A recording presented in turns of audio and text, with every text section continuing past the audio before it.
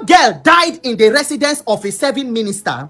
That same minister no submit himself to police or anything. He rather come out for TV. They grant interview, they boast. He said that any person who even talk about it, they threaten her, he go use law. Let us imagine for 1 minute, say a minister daughter die in the house of a poor person. In fact, they don't ask this question to police before. This is Officer Bright Edafe. He said the thing no go funny you until the investigation and autopsy report come out. You go feel am well. But somehow ministers are above the law. People that are standing on the mandate or Buruku mandate are above the law. They know they feel am. Na poor man they feel am. A girl where they talk say she they work with Federal Medical Center, be the Ministry of Health. Somehow is in the residence of a minister. Somehow he died. The minister they come and contact say he was on phone with the boyfriend. He was on phone with this. Were you there? Was it a 3-way call? Were you there at the point where they talk with the boyfriend? All of this investigation, nobody is talking about it. They don't even see, say now the family Abifa that they go swear affidavit to say that there should be no investigation. Strange circumstances that nobody has ever seen before somehow is unfolding before our eyes, but they want nobody to talk about it. Nigerians, shine your eyes. I just want to remind una say, if we do not answer these questions, whether today, tomorrow, in the future, Nigeria is going nowhere, because this is the foundation of all the crises where these people they use to destroy this country. Insecurity, corruption, and injustice. My name is Peter for Nigeria. Ori Buruku Lenshi Affliction Progressive Congress. A girl employed by the Federal Ministry of Health. Keep in mind, the hospital that employed this young girl is a federal medical center. It's a federal hospital. And this girl is supposed to be working in that federal hospital, taking care of Nigerians who are sick. Some people say she's a physiotherapist. Some people say she's a nurse. But let us even agree, she's a medical practitioner. That covers it. Whether she's a physio or she's a nurse, doesn't matter. She's a medical practitioner whose job is to take care of the health concerns of Nigerians, having been employed by a Federal Ministry of Health. She's supposed to be deployed to an hospital to take care of Nigerians. How is it possible that a lady who was employed by a federal ministry to take care of Nigerians is now seconded to a Federal Ministry of Works? Is Federal Ministry of Work a health agency? And then on top of that, she's now further seconded to the home of the Minister of Works. So right from the get-go, it is problematic that somebody employed and paid with taxpayers' money is seconded to the home of a Minister of Works. I've been amid the craze. This young lady, Mary Habila, employed by government to work in a government hospital, is then seconded to a non-medical ministry. And from that non-medical ministry, she's now further seconded to the home of a federal minister. Why? Is the federal minister not entitled to medical allowances as part of his emolument as a minister? If he is entitled to federal allowances as part of his emolument, why does he need a government nurse or a government physiotherapist to serve him in personal capacity? Does that in itself not already constitute gross abuse of office? Something that a girl that is meant to serve the Nigerian public, a girl that is meant to attend to the health needs of the Nigerian public, now becomes your personal nurse. How? That is leg one. Leg two. So guys, it can't be like say they do juju for this matter, because now you not big buy. I don't see any blogger we carry ever since. We all they talk. I'm not be like say we don't know who they talk. We don't talk, we don't tire. Thank God say Randy Peter and this other guy else they don't see their voice. See, Mary Habila need justice. No matter what they will think. See, you don't buy. As you don't buy now government property come be now. Not be for property. We say if you come say be like give her the cost, may go bury. No, we want to wait take buy Mary. How Mary take buy? Why be say now when Mary come Minister of Works house and David Dubai house, that Mary come buy. We want to know. We need to do better investigation. We know what they happen. You understand? Because can't tell the happen for country. We say now when big man do something wrong, nobody going to question her. But if that poor man, then this can't happen to. So this that person don't they start clicking your could versus. But as go happen to a big man, now nothing will happen. Mary Habila did justice. And to be one we judge the head. May hear waiting on the Peter talk. And wait other people talk. Justice now wants. See no, but if you can that before, don't fear again now. Mary did justice. My country people, fellow Nigerians, I beg you listen attentively. Within the last 1 week plus, about 3 major incidents don't happen for this country, which the government will not want you to talk about.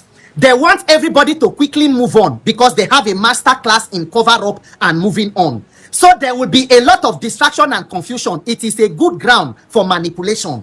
But I dare here to remind you now, say, until Nigerians answer these questions and address these issues, this country is not moving anywhere. Because these 3 incidents highlight the major reason why Nigeria is where it is today with all the wealth of this country. 1, insecurity. 2, corruption. 3, injustice. Number 1, make una no forget, say, after spending 56 days in the hands of kidnappers in the bush, they finally released the children and the teachers from Orire Community School for Oyo State.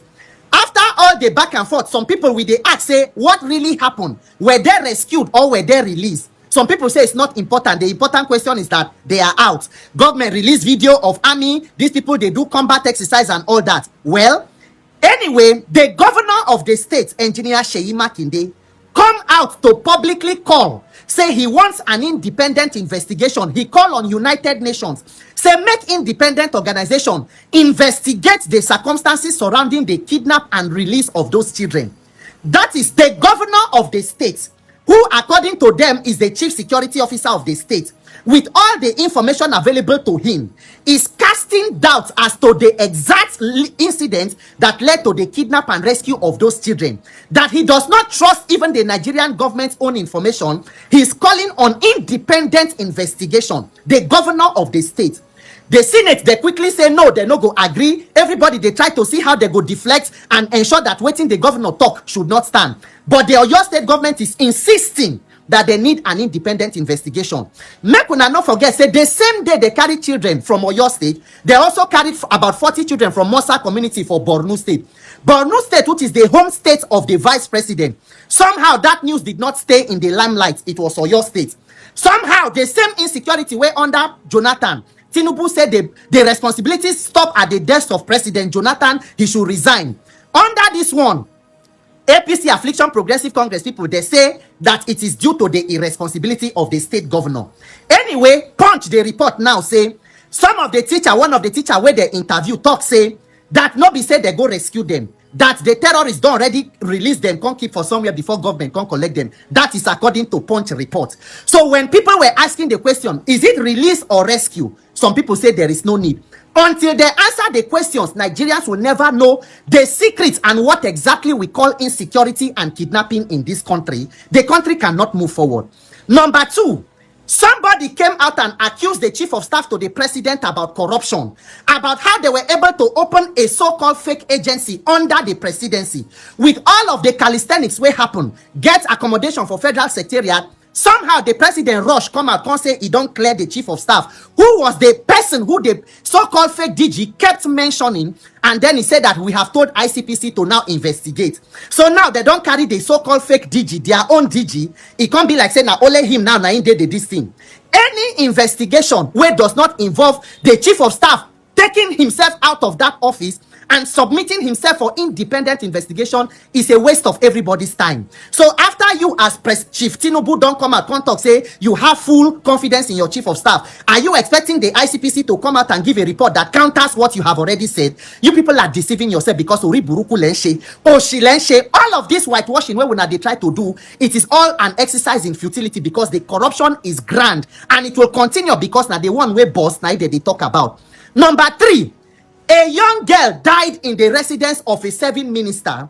That same minister no submit himself to police or anything. He rather come out for TV. They grant interview, they boast. He said that any person who even talk about it, they threaten her, he go use law. Let us imagine for 1 minute, say a minister daughter die in the house of a poor person. In fact, they don't ask this question to police before. This is Officer Bright Edafe. He said the thing no go funny you until the investigation and autopsy report come out. You go feel them well. But somehow ministers are above the law. People that are standing on the mandate or Buruku mandate are above the law. They know they feel them. Now poor man they feel them. A girl where they talk say she dey work with Federal Medical Center, be the Ministry of Health, somehow is in the residence of a minister. Somehow he died. The minister they come and talk say he was on phone with the boyfriend. He was on phone with this. Were you there? Was it a three-way call? Were you there at the point where they talk with the boyfriend? All of this investigation, nobody is talking about it. They don't even see say now the family abi father they go swear affidavit to say that there should be no investigation. Strange circumstances that nobody has ever seen before somehow is unfolding before our eyes, but they want nobody to talk about it. Nigerians, shine your eyes. I just want to remind una say if we do not answer these questions, whether today, tomorrow, or in the future, Nigeria is going nowhere, because this is the foundation of all the crises where these people they use to destroy this country. Insecurity, corruption, and injustice. My name is Peter for Nigeria. Ori Buruku Lenshi Affliction Progressive Congress. A fresh twist has emerged in the death of 26-year-old physiotherapist Mary Habila.